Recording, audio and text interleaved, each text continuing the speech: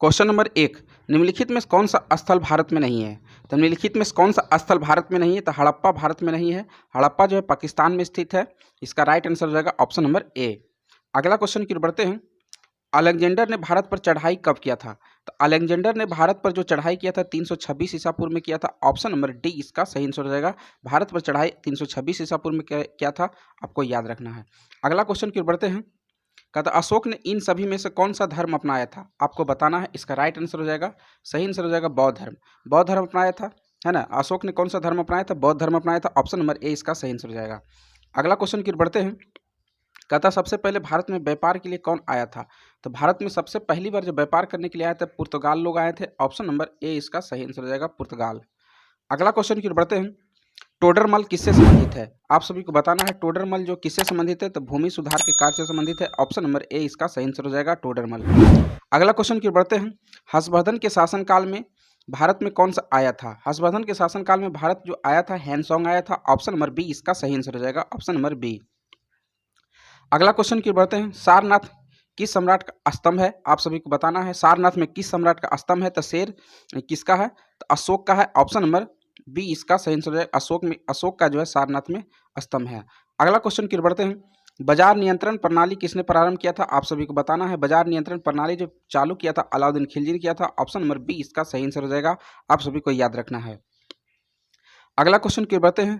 कहता दक्षिण भारत से उत्तर भारत के भक्ति आंदोलन किसने जो है चलाया था? आप सभी को बताना है। इसका राइट आंसर हो जाएगा शंकराचार्य ने चलाया था। ऑप्शन नंबर बी इसका सही आंसर हो जाएगा, शंकराचार्य। अगला क्वेश्चन की ओर बढ़ते हैं। प्रसिद्ध खजुराहो की गुफाएं कहाँ स्थित है? आप सभी को बताना है। प्रसिद्ध खजुराहो की गुफाएं जो है मध्य प्रदेश में स्थित है। ऑप्शन नंबर ए इसका सही आंसर रहेगा। चैनल पर नए आ रहे हैं तो चैनल को सब्सक्राइब कर लेंगे, वीडियो को लाइक कर देंगे और वीडियो को शेयर करेंगे। चलिए अगला क्वेश्चन की ओर बढ़ते हैं। ब्रिटिश सरकार की सरकारी रिपोर्ट क्या कहते हैं? ब्रिटिश सरकार की सरकारी रिपोर्ट क्या कहलाता है? तो बुल्लू बुक कहलाता है। ऑप्शन नंबर ए इसका सही आंसर रहेगा, बुल्लू बुक। याद रखना है सभी को। अगला क्वेश्चन की ओर बढ़ते हैं। LTTE कहाँ पर संगठन है? आप सभी को बताना है कहाँ संगठन है, आप सभी को बताना है। तो इसका सही आंसर हो जाएगा ऑप्शन नंबर ए, श्रीलंका का संगठन है। चलिए अगला क्वेश्चन की ओर बढ़ते हैं। भवभूति कौन थे? आप सभी को बताना है भवभूति कौन थे? तो संस्कृति नाटककार थे। ऑप्शन नंबर सी इसका सही आंसर होगा, संस्कृति नाटककार थे। ऑप्शन नंबर सी इसका सही आंसर होगा। ग्रेट बैरियर रीफ किस देश में स्थित है? आप सभी को बताना है। ग्रेट बैरियर रीफ जो है किस देश में स्थित है? इसका सही आंसर हो जाएगा ऑप्शन नंबर डी, ऑस्ट्रेलिया में स्थित है। ऑप्शन नंबर डी इसका सही आंसर हो जाएगा। अगला क्वेश्चन की बात, अंतर्राष्ट्रीय हॉकी मैच की अवधि कितना मिनट का होता है? आप सभी को बताना है। अंतर्राष्ट्रीय मैच की अवधि जो होती है हॉकी की जो होती है 70 मिनट की होती है। ऑप्शन नंबर बी इसका सही आंसर हो जाएगा। अगला क्वेश्चन की ओर बढ़ते हैं। पाकिस्तान के अधिकार वाले कश्मीर शहर की राजधानी कहाँ है? आप सभी को बताना है। जो पाकिस्तान के अधिकार वाला शहर है कश्मीर की राजधानी कहाँ है? मुजफ्फराबाद है। ऑप्शन नंबर सी इसका सही आंसर हो जाएगा, आप सभी को याद रखना है। अगला क्वेश्चन की ओर बढ़ते हैं। कहता निम्नलिखित में से वर्नाक्यूलर प्रेस एक्ट निरस्त हुआ था। आप सभी को बताना है वर्नाकुलर प्रेस जो है एक्ट जो निरस्त हुआ था किसके शासनकाल में हुआ था? तो लॉर्ड रिपन के शासनकाल में हुआ था। ऑप्शन नंबर बी इसका सही आंसर रहेगा, लॉर्ड रिपन। अगला क्वेश्चन की ओर बढ़ते हैं। मुस्लिम लीग ने भारत विभाजन की मांग सर्वप्रथम कब की थी? आप सभी को बताना है। मुस्लिम लीग ने भारत विभाजन की मांग सर्वप्रथम कब किया था? आप सभी को बताना है। इसका सही आंसर हो जाएगा 1940 ईस्वी में किया था। ऑप्शन नंबर सी इसका सही आंसर हो जाएगा। अगला क्वेश्चन की बढ़ते हैं। आप सभी को बताना है। बहुत ही लाजवाब और बहुत ही जबरदस्त क्वेश्चन है। कहता है भारत के राष्ट्रपति द्वारा दो व्यक्तियों को किसके प्रतिनिधित्व करने हेतु लोकसभा सदस्य से बनने वाला मनोनीत किया जाता है? तो लोकसभा में टोटल कितना होता है? 550 सीटें होते हैं। उनमें से 2 सीटें जो है राष्ट्रपति मनोनीत करते हैं, आंग्ल भारतीय के तहत करते हैं। ऑप्शन नंबर ए इसका सही आंसर हो जाएगा। अगला क्वेश्चन की ओर बढ़ते हैं।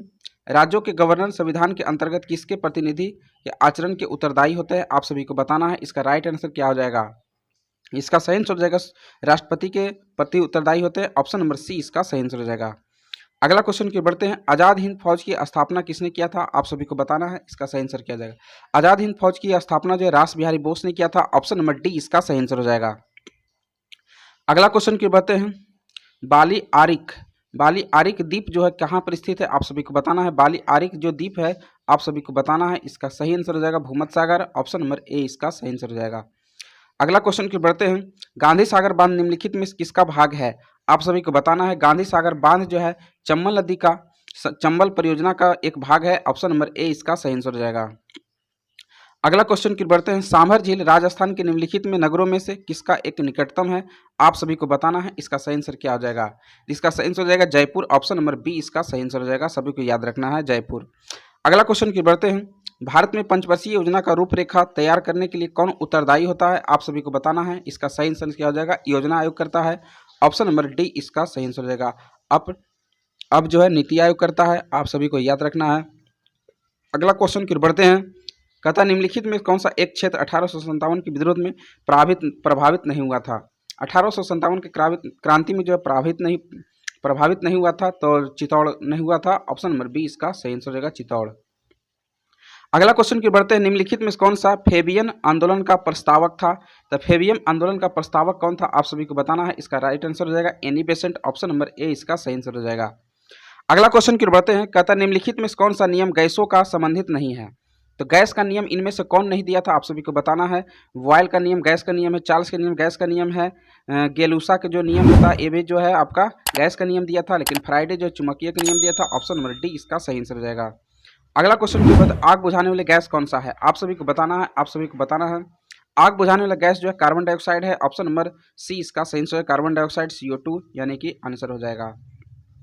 अगला क्वेश्चन की बढ़ते हैं। निम्नलिखित कौन सा पदार्थ प्राकृतिक रूप से खट्टा होता है? आप सभी को बताना है। प्राकृतिक रूप से खट्टा होती है तो सिरका होती है। ऑप्शन नंबर डी इसका सही आंसर हो जाएगा सिरका। अगला क्वेश्चन की बढ़ते हैं।